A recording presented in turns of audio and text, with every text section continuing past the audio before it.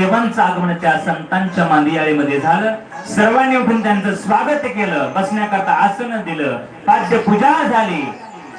आणि आता मात्र परीक्षित महाराजांनी प्रश्न विचारला. अथ पृच्छामि संसिद्धिं योगिनाम परम गुरुं पुरुषस्य यत् कार्यं नियमानस्य सर्वथा.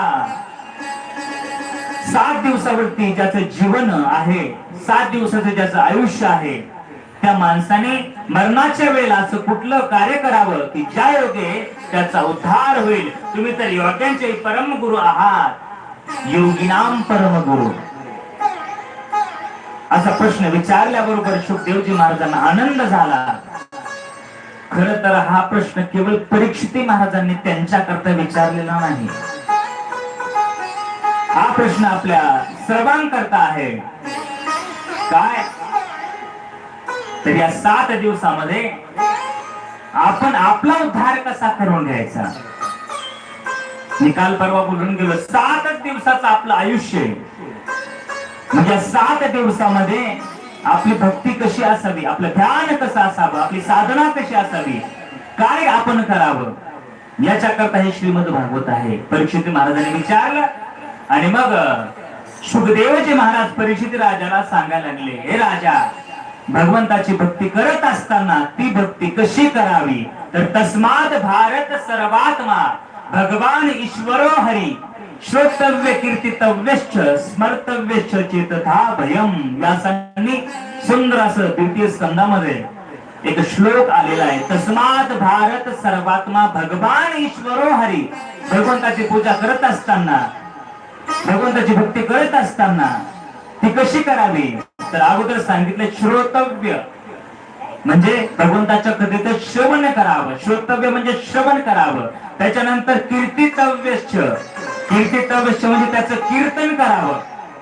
आता बसलेल्यापैकी वाटण काही माता माऊल्यांना की महाराज आम्हाला कीर्तन जमत नाही, आम्ही कीर्तन कसं करावं.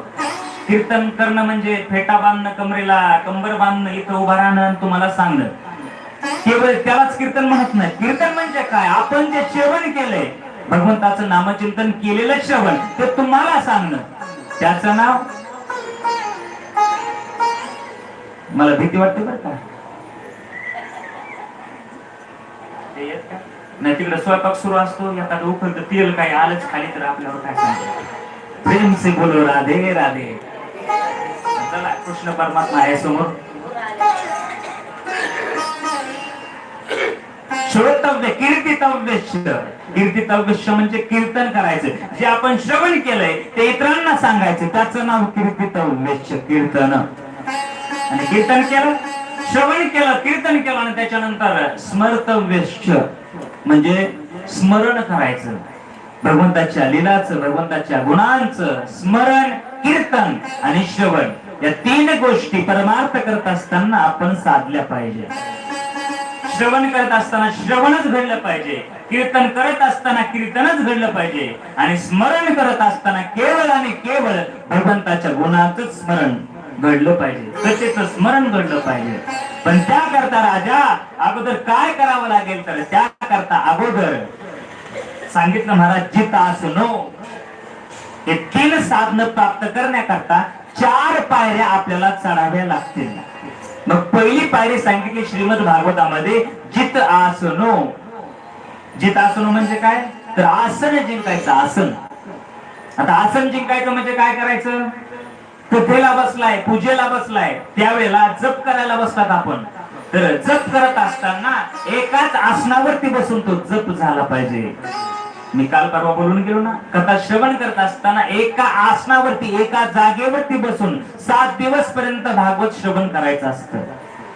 आपण जर खाली बसून ग्रंथ श्रवण केला तर ते सगळं पुण्य धरणी मातेला निघून जात.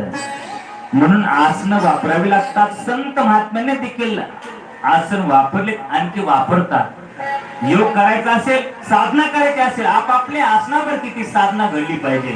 आणि मग भक्ती करत असताना सुद्धा, श्रवण करत असताना सुद्धा पहिली पायरी सांगितली, जित आसनो. महाराज आम्ही आसन जिंकलं.